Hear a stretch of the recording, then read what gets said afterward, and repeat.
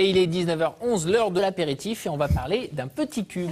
Un petit cube en bois d'ailleurs, qui s'appelle ISO, avec son concepteur Bruno Roberti. Bonsoir, merci d'être avec nous. Bonsoir. Alors vous êtes installé à Issandon en Corrèze et vous êtes ingénieur acousticien. Quel est le principe d'ISO? Donc ISO, c'est un cube en bois qui combine en fait un cornet et un support pour téléphone. Donc en fait, j'ai lancé un concept. Ce concept s'appelle la Grammobox. Donc c'est la combinaison des deux. C'est quoi finalement, c'est un ampli passif, on appelle ça. Est-ce qu'il y a de l'électronique dedans? Donc vous voyez, il n'y a aucune fiche, rien. Donc le principe, c'est on pose son téléphone dessus et on a une amplification du son de 10 décibels. Naturel.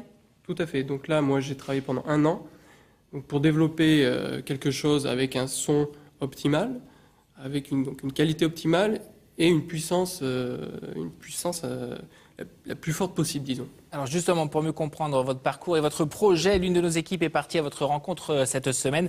Reportage Martial Codebois et Frédéric Borde.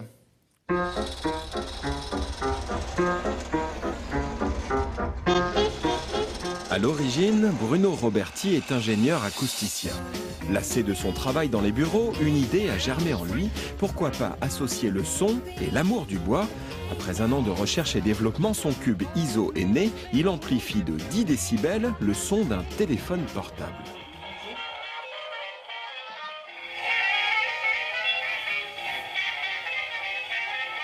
C'est le principe du gramophone avec un téléphone. Donc on enlève le disque et on prend le téléphone. Donc comment ça fonctionne? C'est uniquement grâce à l'amplification déjà active sur le téléphone et on amplifie via un cornet. Dans sa maison d'Issandon, en Corrèze, Bruno Roberti a tâtonné de nombreux mois avant de créer son cube en bois, toujours soutenu par sa compagne. Aujourd'hui, le cube amplificateur de Bruno Roberti est breveté, un travail de longue haleine. Pour avoir un produit parfait, le jeune homme a notamment collaboré avec un peintre carrossier de Malmort. On avait des supports bruts, en bois brut, et l'idée c'était de cacher tous ces défauts qu'on aperçoit là.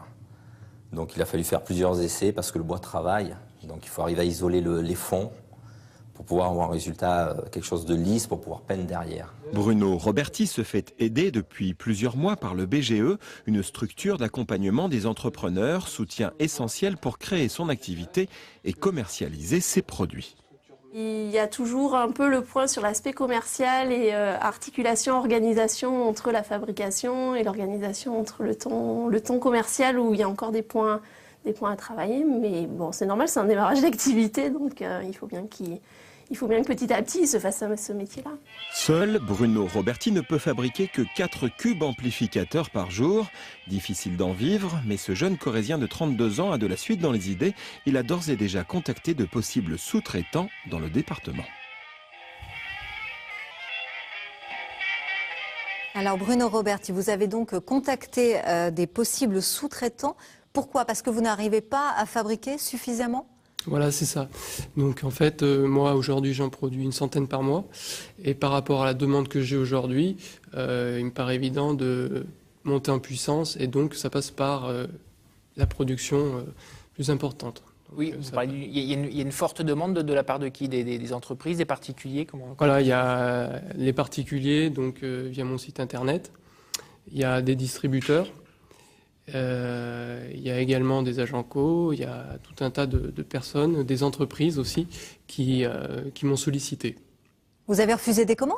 Voilà, moi j'ai dû refuser une commande puisque j'étais pas en mesure d'y répondre dans les délais qu'on m'imposait. En fait, comment ça se passe? Vous fabriquez tout seul? Vous n'êtes pas menuisier, en plus vous travaillez le bois? Oui, donc moi j'ai travaillé le bois parce que mon grand-père m'a appris les bases du métier. Mon père aussi, j'ai travaillé dans l'atelier. Et puis c'était mon désir depuis toujours de faire ça, quoi. Alors c'est un produit 100% limousin. Si vous vous développez, vous allez pouvoir maintenir la fabrication dans la région? Oui, l'objectif c'est de travailler avec des entreprises françaises et de préférence régionales, quoi. Vous imaginez créer des emplois éventuellement? Voilà, ça passera forcément par des emplois puisque s'il y a de la quantité, il va falloir expédier, il va y avoir pas mal de choses à faire. C'est un très bel objet, il y a des essences différentes? Donc on a du bois, du chêne, on a du wenge, Du chêne clair, il y a 8 essences de bois différentes que je propose. Est-ce que ça coûte cher, juste une petite idée du prix? Donc aujourd'hui, il y a une offre de lancement à 50 € et par la suite, ça sera entre 70 et 80.